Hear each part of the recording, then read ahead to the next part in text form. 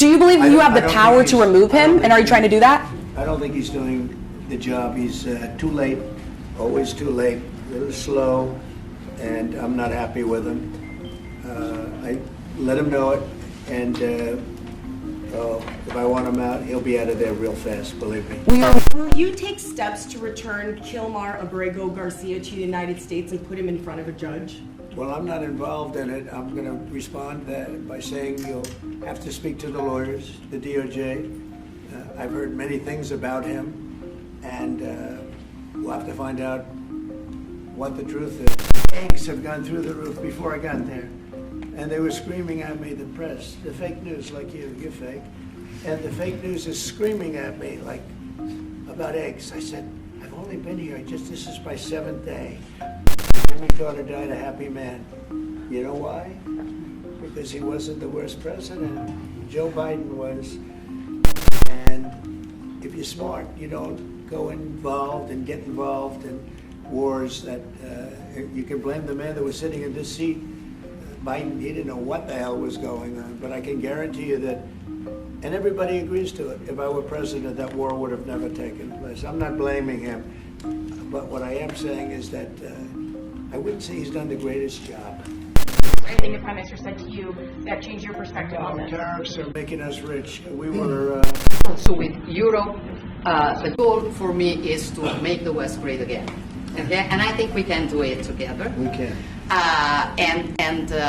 Inflation is going down, so you forgive me if I promote a bit my country, but you're a businessman and you understand me. So migration flows going down 60%. Remind that we both share another fight, which is the fight against the woke and ADI ideology that would like to erase our history. President Trump met with Italian Prime Minister Giorgia Meloni at the White House, marking a key moment in transatlantic relations. On the surface, it looked like a friendly sit-down between ideological allies, but beneath the smiles, the meeting revealed deep fractures over trade, defense, and the future of Western unity. From tariffs and TikTok to Ukraine and European values, it was less about diplomacy and more about dominance. Let's break it down.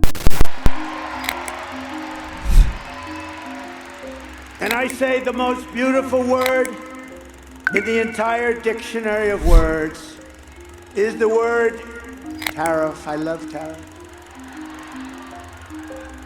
I can make anybody do anything through the use of tariffs. I can keep people out of war. I can keep us out of war.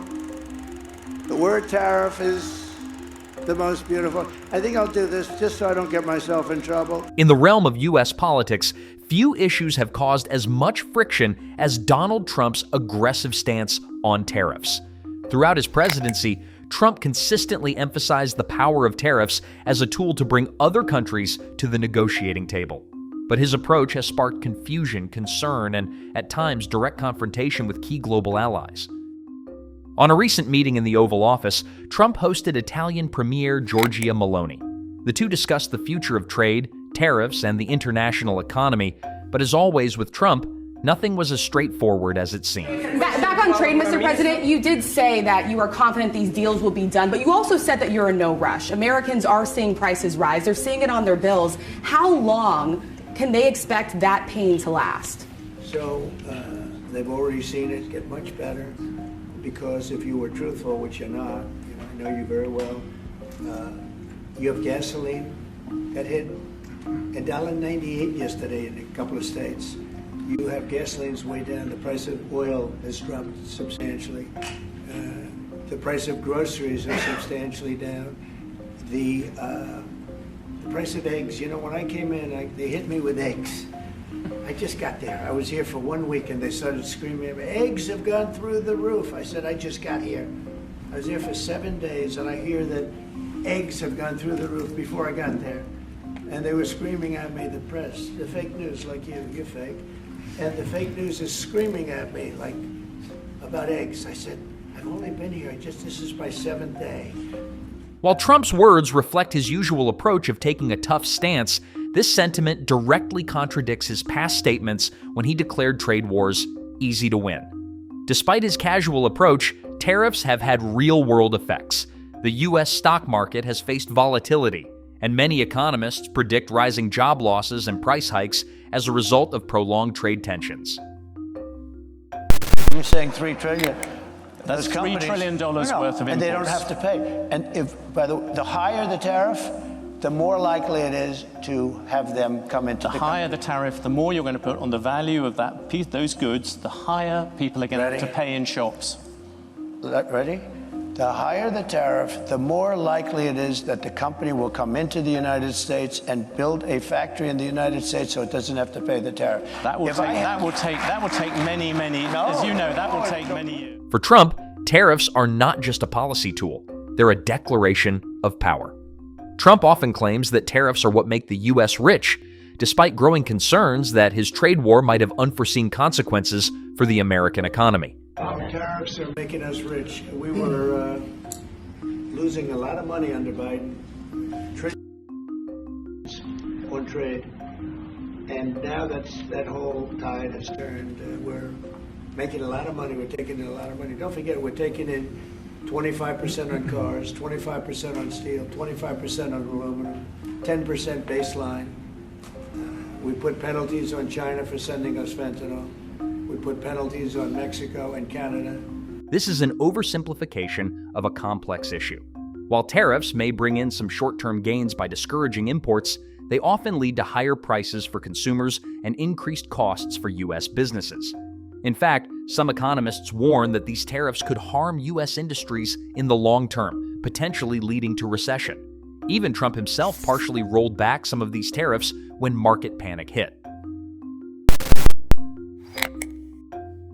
Trump has long touted his deal-making abilities, but when it comes to tariffs, his approach seems to be more about power dynamics than achieving a final deal. In this meeting, Trump suggested that tariff negotiations were simpler than they were made out to be. Discussed it very briefly. No, we're doing very well with negotiations, I think, with all countries. Do you have a timing? And Scott could tell you a little bit, but we are doing very well. We have a lot of countries that want to make a deal. Frankly, they want to make deals more than I do. Trump's statement oversimplifies the complex nature of global trade. While tariff negotiations might seem straightforward, they have far-reaching implications for industries, jobs, and international relations. The reality is that many countries, including the U.S., are looking for ways to reduce tariffs, especially as the global economy faces uncertainty. Both consumers and businesses are mentioning tariffs as a driving factor. Beyond the next year or so, however, most measures of longer-term expectations remain consistent with our 2% inflation goal. The median projection in the SEP for total PCE inflation is 2.7% this year and 2.2% next year, a little higher than projected in December. Trump's confidence in his tariff strategy is undeterred by growing economic concerns. Despite rising inflation, debt, and warnings from economists, Trump continues to tout the success of his economic policies, especially in terms of low inflation. And if he But doesn't, the costs are down. We have very little inflation. I would say we have essentially no inflation. Hard to have inflation when oil goes down, and oil goes down. When Biden came in, oil went through the roof. That's what caused the problem. That and his very dumb spending. But when the oil prices go down, and they have gone down a lot, we've gotten it down really good. We've opened it up and we've gotten them down. And that means that people driving cars are going to be paying $2 and $2.50 instead of $4.50. And, you know, even at the end, they tried just for the purpose of the election to get it down. This claim does not align with the broader economic indicators. Inflation in the U.S. has been a concern, with key sectors like housing, energy, and food experiencing rising prices. The Federal Reserve's decisions on interest rates reflect this reality as they work to curb inflation while managing the risks created by Trump's tariff policies. Do you believe you have the power to remove him, and are you trying to do that? I don't think he's doing the job. He's too late, always too late, a little slow, and I'm not happy with him. I let him know it, and if I want him out, he'll be out of there real fast, believe me. Trump's response suggests a level of control and decisiveness that he often emphasized during his time in office. His comment that Powell would leave real fast if Trump asked reflects his confidence in his ability to influence personnel decisions. However, Trump's quick deflection when asked if he was actively trying to remove Powell indicates that he prefers to avoid publicly confirming such moves, likely to maintain political control and avoid further media scrutiny. We're ever going to do. We're never going to be influenced by any political pressure.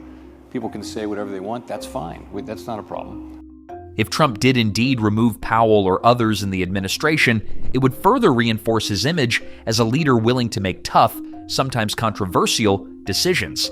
However, it could also prompt discussions about stability within his administration and the challenges of managing top-level personnel. I guess the other question is, to follow up on Victoria's question, do you believe the president has the power to fire or demote you, and has the Fed determined the legality of a president demoting at will any of the other governors with leadership positions? Not permitted under the law. Not what? Not permitted under the law. Thank you. Kilmar Abrego Garcia, involved in a contentious legal and immigration case, has become a subject of debate after his detention under U.S. ICE warrants. His case has sparked discussions about the handling of criminal immigrants. Will you take steps to return Kilmar Abrego Garcia to the United States and put him in front of a judge? Well, I'm not involved in it. I'm going to respond by saying you'll have to speak to the lawyers, the DOJ. I've heard many things about him, and we'll have to find out what the truth is. Trump avoids direct involvement, shifting the responsibility to his legal team. His remark suggests uncertainty and reliance on secondhand information. This detachment is in line with his tendency to let his administration handle legal issues.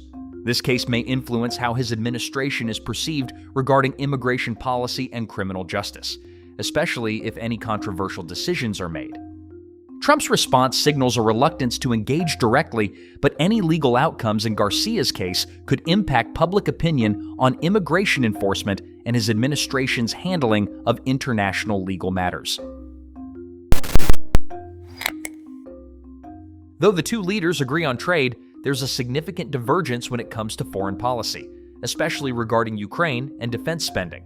Meloni has been an ardent supporter of Ukraine, while Trump has consistently downplayed the importance of defense spending in NATO countries. We didn't speak about a specific other percentage, but we are aware of the fact that defense is important for the future, and we see also the work that we are trying to do at the European level.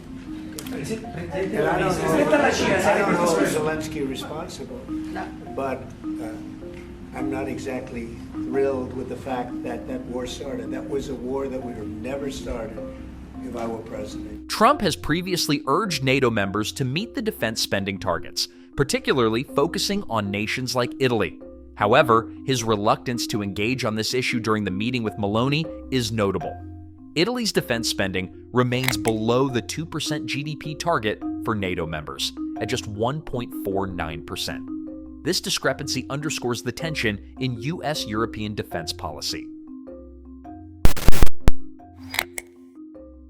Despite their shared right-wing ideologies, Trump and Meloni's meeting was less about ideological unity and more about navigating the complex web of trade negotiations. The European Union, under Meloni's leadership, is deeply concerned about the impact of Trump's tariffs on European economies. Also with Europe, the goal for me is to make the West great again. Okay? And I think we can do it together. We can. While Meloni's sentiments align with Trump's America First rhetoric, the EU's economic strength relies heavily on its relationship with the U.S. A full-blown trade war could harm both sides.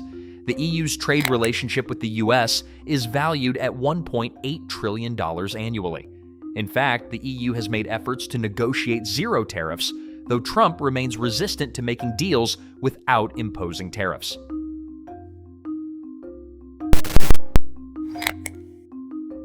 As Italy navigates the uncertainty of Trump's trade policies, Meloni's position as a bridge between Europe and the U.S. is increasingly critical.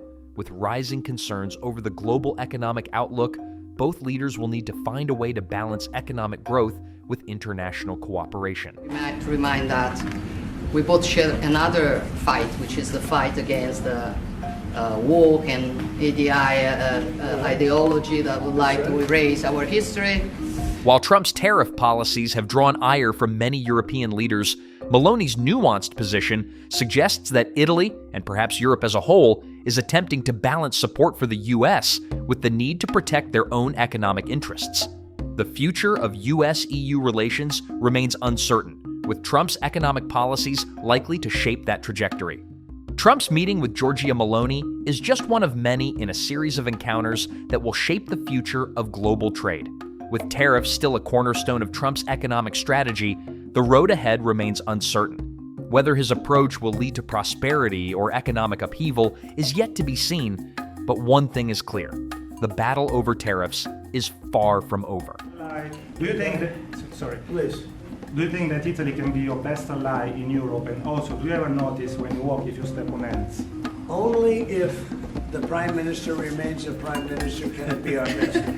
What about She's doing a great job, and yeah, certainly one of our great allies, not just in Europe, anywhere. She's a fantastic person and doing a great job, and our relationship is great. And we have a lot of Italians in this country, I tell you, and they like Trump.